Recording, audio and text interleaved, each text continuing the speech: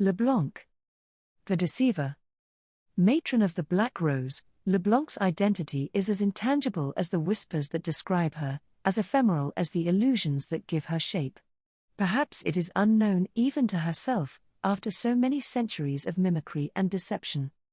Remnants of an order that has existed far longer than Noxus itself, initiates of the Black Rose have schemed from the shadows for centuries, drawing the rich and powerful to their ranks.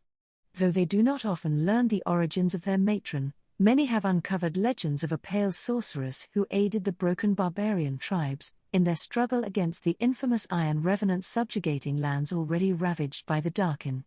Even today, his name is whispered in fear, Mordekaiser.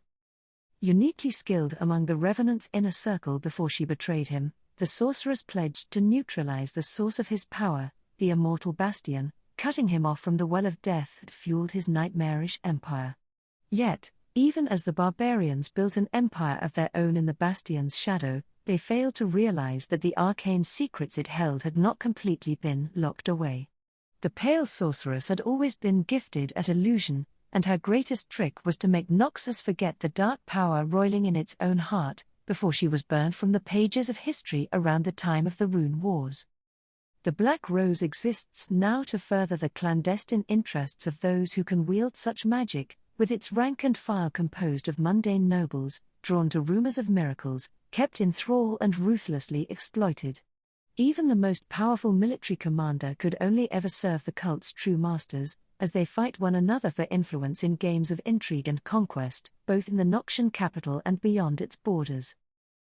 For centuries, LeBlanc has served in secret as an advisor to foreign dignitaries, appearing in many nations at once, her illusions driving order into chaos. Rumors of a new matron rising with each generation only raise further questions: which is the true version of herself?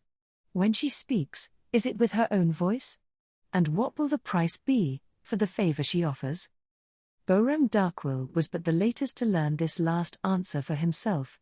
Though the Black Rose had aided his bid for the throne, he refused the counsel of their hand-picked advisors, requiring LeBlanc to take drastic measures. Manipulating a young nobleman named Jericho Swain into revealing the cult's involvement, LeBlanc allowed herself to be executed along with the most prominent conspirators. Or at least, so it appeared. In time, she reached out to Darkwill herself, and found an increasingly paranoid ruler, fearful of his own mortality. After promising him the secrets to extend his life, LeBlanc slowly poisoned Darkwill's mind, even as she empowered him. Under his rule, the Noxian reverence of strength became something far more sinister, and together they ensured Swain's legend would end in disgrace on the battlefields of Ionia. But Swain, emboldened by forbidden law from within the immortal Bastion, did something wholly unexpected, managing to drag Darkwill from the throne and seize Noxus for himself. This new Grand General was not interested in his own legacy, but the glory of the Empire, and such a man could not so easily be corrupted. After countless centuries, LeBlanc wondered, had she finally found a worthy nemesis? Her actions have pushed Runeterra to the brink of all-out war many times. In the wake of desperate campaigns across the Freljord, on Targon's peaks, and deep in Shurama's deserts, the darkest magic has begun to spread once more, circling closer and closer to Noxus.